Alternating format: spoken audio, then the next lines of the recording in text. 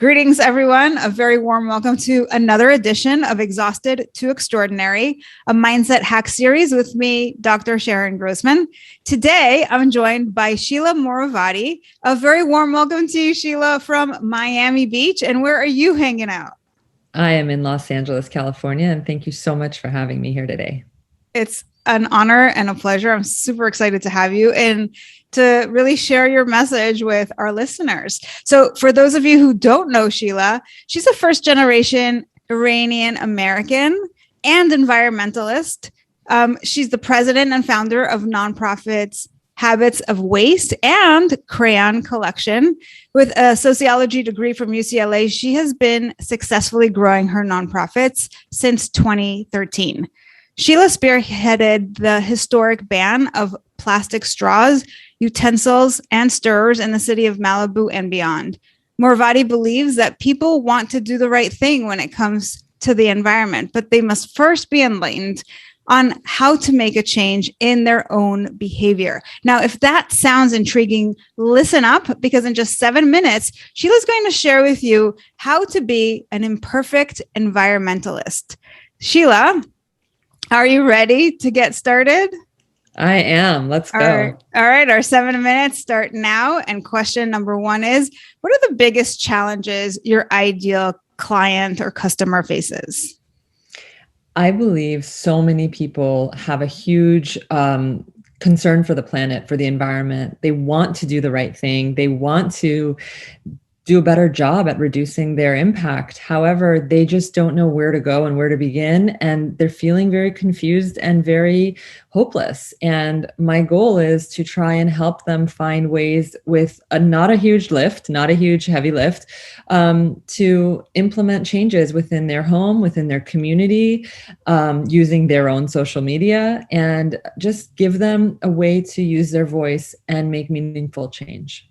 Yeah. So if you have that passion for the environment, this is such a great place to start because you are giving them those little micro nuggets. So question number two, what are the typical symptoms that they experience with that problem? Sometimes I find that people come to me and they're like, but I'm just one person. How can I make a difference? What do I don't really count if you think about it. But we talk a lot about how, there's almost 8 billion people on the planet. And if all of us had that mindset, then nothing would really ever get done. We had an event recently, well, not recently, pre-pandemic, where we had a long table. It was like a big feast and everyone had a candle. And the way I really focused on getting this point across was telling them all to light the candle and hold it up above their heads. The goal was to help us finish our centerpieces together. And as everyone held their candles up, it was this sea of light. And there was, 100 people there. So we had 100 flames standing up there. Lit up there.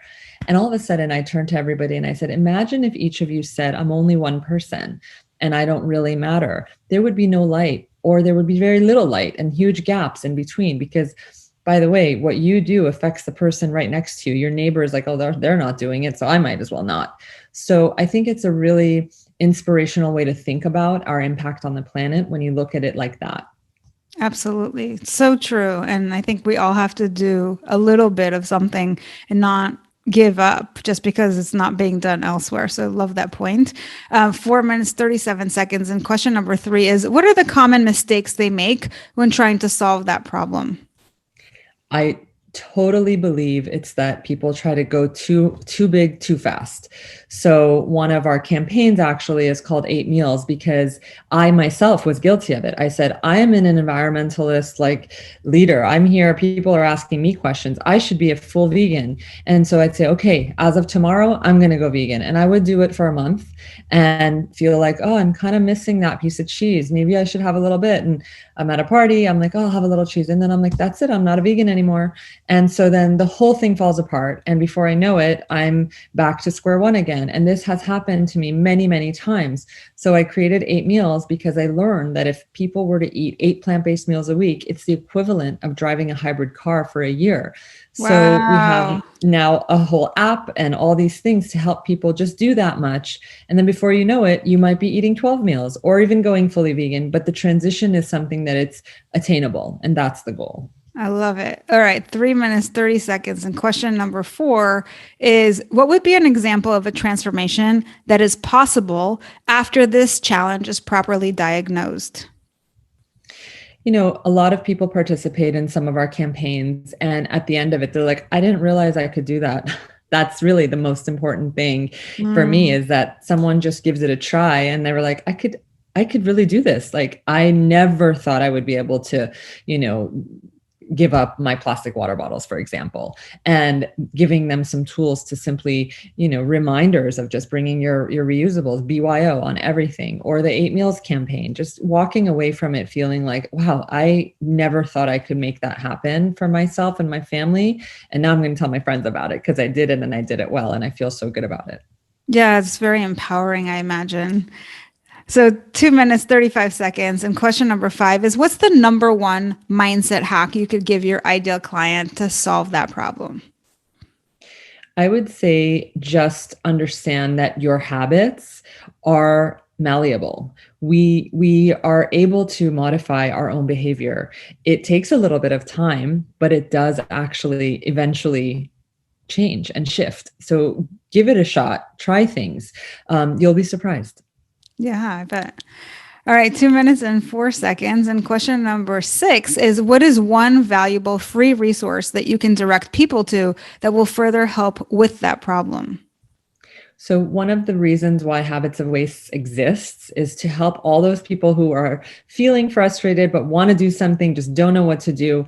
We have all these tools for them to just go in and download. So for example, one of our campaigns is Cut Out Cutlery, and that campaign was meant to provide people with plastic cutlery only upon request. So we created signage for any restaurant to download for free, or for people to take to their restaurants and say, here's a great sign that communicates it really easily. We even have it in over 10 languages already. Our app under Habits of Waste, it helps you go plant-based in a really smooth and easy way. We have signs for your farmer's market or for your supermarkets. Take them there. Reminders to bring your reusable bags. So there's tons of resources on our website in order to help you make your voice heard in a really clean-cut way. Beautiful. So 1 minute, 1 second. And the final question, question number 7 is, what's the one question I should have asked you but didn't that would give great value to our audience? And of course, your answer to that.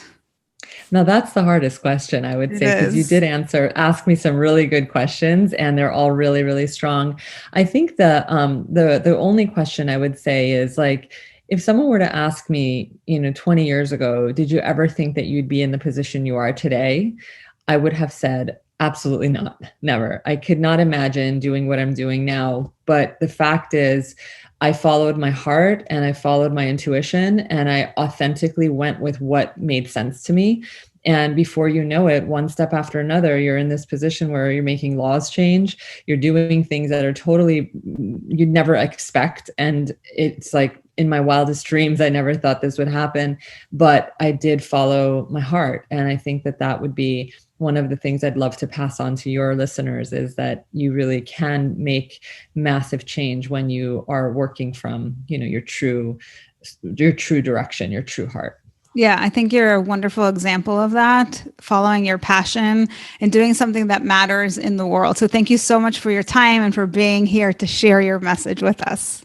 My pleasure. Thank you for having me again. Thanks for checking out the Exhausted to Extraordinary podcast. If you like what we do here, head on over to iTunes to subscribe, like us, and leave us a review. It is very much appreciated. And if you're feeling burned out and want to challenge yourself, take the 7-day Burnout to Your Best Life Bootcamp. Go to 7dayburnouchallenge.com to join for free.